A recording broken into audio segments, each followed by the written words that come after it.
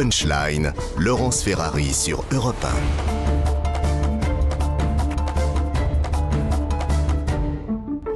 On se retrouve sur Europe 1 et sur CNews, il est 18h bientôt 36 avec Julien Drey et Maître Golnadel. Vous vouliez évoquer, Maître Golnadel, l'affaire Taha Bouaf, l'ex-candidat de la France Insoumise qui n'a finalement pas été investi pour les législatives en raison de graves accusations d'agression sexuelle qui pèsent sur lui. Elles ont été révélées dans le cadre de la commission interne de la France Insoumise sur les violences sexuelles. L'affaire a été traitée de manière exemplaire selon Adrien Quatennens. On l'écoute et puis je vous passe la parole ensuite sur ce sujet précis. Ces femmes ont saisi un comité parce qu'elles ne souhaitaient pas voir Taha Bouaf investi et éventuellement devenir député, d'accord ? Et donc ça, c'est de la politique. Et ça, c'est de notre ressort, Mme Mabrouk. Et ça a été traité en 5 jours de manière exemplaire. Et d'ailleurs, des associations ont salué la manière dont cela a été traité. De l'autre côté, si ces femmes souhaitent donner une suite en justice aux accusations qu'elles donnent, eh bien, notre tâche sera de les orienter et de les accompagner. Voilà, Adrien Quatennens dans le grand rendez-vous CNews Europe 1. Maître Golnadel, pour vous, c'est quoi cette affaire ? C'est une farce. Pourquoi ? J'ai commis un article dans le Figaro pour expliquer. C'est une farce en 3 actes. Premier acte, vous avez quelqu'un qui s'est illustré de manière un peu spéciale dans le passé. Il a inventé pour la chaîne de Mélenchon, le Média, l'étudiant imaginaire. Dans le coma de Tolbiac, victime des policiers, n'est-ce pas ? Et d'ailleurs, il l'a fait en complicité avec une personne qui sera également candidate pour la France Insoumise. Il collectionne les déclarations pro-islamistes, antisionistes. Il a insulté les gens de Charlie Hebdo. J'ai pas assez de temps pour vous dire tout ce qu'il a fait. Donc il était quand même un peu spécial. Il est, malgré tout, autorisé comme candidat de la France Insoumise. C'est pas le plus scandaleux, parce qu'il y en a d'autres qui le valent, que ça soit messieurs Guiraud et compagnie, c'est pareil, hein, il s'illustre pas plus. Bon, mais il est labellisé. Acte 2, il décide, comme ça, il dit j'en peux plus, c'est affreux ce qu'on me fait, la calomnie, l'extrême droite, etc. Et monsieur Mélenchon dit, c'est vraiment, j'aurais aimé tellement le soutenir, je m'en veux de pas l'avoir soutenu autant, ce pauvre garçon qui a été détesté et tout, etc. Mais il a démissionné. Et on apprend que finalement, c'était pas du tout à cause de la campagne de calomnie, c'est que 2 ou 3 jours avant, il y avait des femmes qui se sont plaintes à tort ou à raison. Franchement, là, je parle au premier degré, j'en sais rien du tout, et personne ne respecte plus la présomption d'innocence que moi. Se sont plaints de son comportement, et du coup, on l'a obligé, en vérité, à démissionner. Donc, quand j'entends les gens de la France Insoumise disent « c'est formidable, vous vous rendez compte, on a réglé le compte... » De manière exemplaire. On ne sait pas du tout ce qui s'est passé, parce que ça a quand même été la règle de l'omerta, hein. Ça a été la règle de l'omerta complète. Cette histoire, c'était dans un comité fermé à clé. Donc non, c'est une farce complète qui illustre que la France Insoumise est basée sur la tartufferie, le mensonge et les leçons de morale qui coûtent pas cher. Alors, Julien Drey, votre avis sur peut-être plus nuancé ? Non, c'est pas juste plus nuancé. J'écoutais M. Quatennens, que je respecte, parce que c'est pas le plus mauvais de la France Insoumise. Interrogé par Sonia Mabrouk. Interrogé pas. Et j'avais en mémoire les propos qu'il tenait il y a quelques jours pour défendre la candidature de Taha Bouaf. Voilà. Et donc, et il le faisait avec véhémence en disant c'est un journaliste de talent, c'est un jeune des cités. J'ai encore aussi les propos d'ailleurs très violents tenus par M. Corbière, attaquant un journaliste en disant vous vous comportez comme des hyènes, etc. Et puis tout d'un coup, ils ont découvert quelque chose qu'ils ont réglé effectivement dans la plus grande obscurité, hein, c'est le moins qu'on puisse dire.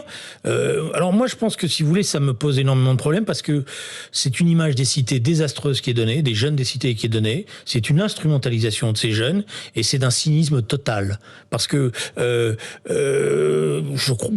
On connaissait le dossier de M. Taha Bouaf. On savait qu'il y avait des problèmes des prises de position, etc. Donc il y a un choix qui a été fait au départ. Puis on n'a pas osé l'assumer. Donc on le sacrifie parce qu'il est livré en pâture. On le défend pas parce que c'est pas les larmes de crocodile que j'ai entendues qui l'ont défendu.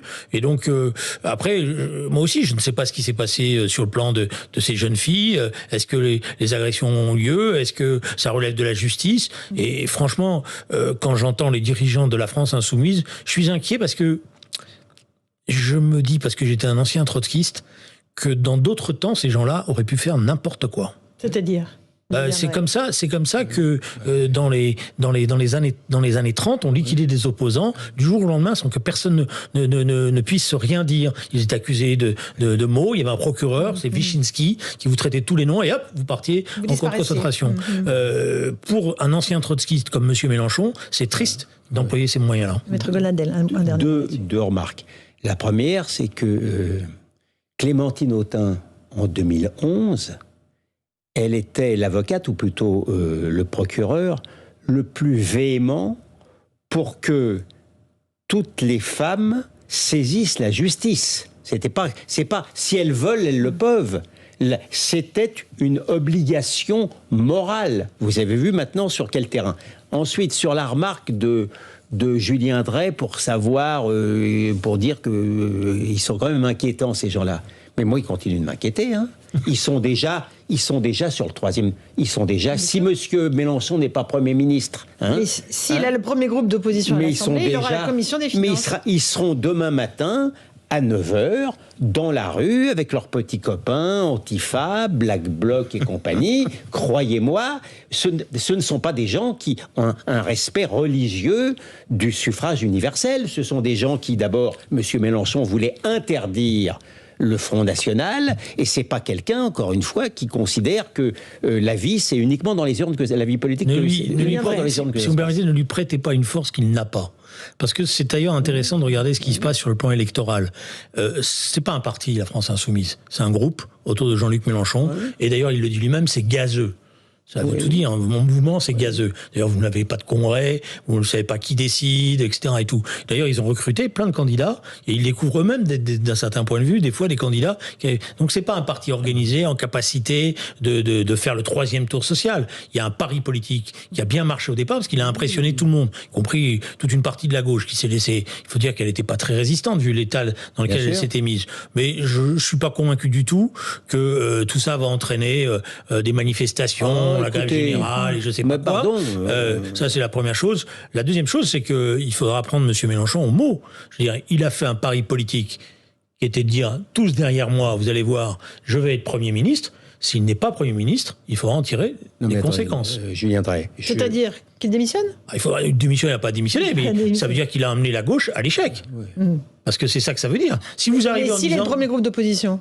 C'est quand même un échec. Un premier groupe d'opposition, oui, c'est pas un échec pour la France Insoumise, mais c'est un échec par rapport à la gauche, puisqu'il a promis à la gauche la victoire, disant vous allez vous mettre derrière moi, vous allez faire l'unité à mes conditions, vous allez voir, je serai Premier ministre. Mais attendez, moi je surestime pas du tout Monsieur Mélenchon et ses amis sur le plan électoral. D'ailleurs, il n'a pas été capable d'être au deuxième tour, sur le plan moral, sur le plan politique, sur le plan intellectuel. Mais là où, malgré tout, je suis loin de les sous-estimer, si malheureusement les circonstances peuvent l'aider, on ne sait pas ce qui se passe. Hein. Monsieur Macron, il a cramé la caisse, pour parler comme Madame Pécresse.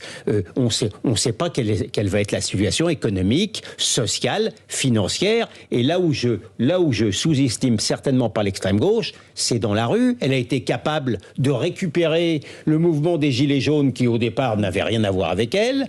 Ils ont, encore une fois, ils peuvent parfaitement quand même faire un petit bout de chemin avec M. Martinez. Non, moi je n'exclus rien. Je ne suis pas convaincu qu'ils aient récupéré le mouvement des Gilets jaunes. Ils ont récupéré quelques éléments des Gilets jaunes, mais sur le plan électoral, quand on regarde bien, le mouvement des Gilets jaunes en tant que tel, ceux qui sont descendus dans la rue, les vrais Gilets jaunes, en décembre, en octobre, novembre, décembre, malheureusement, une bonne partie, ils ont finalement fini par voter par Marine Le Pen. On l'a vu, notamment dans le Nord, dans le Pas-de-Calais, dans les départements ouvriers et populaires, ils n'ont pas voté pour Jean-Luc Mélenchon.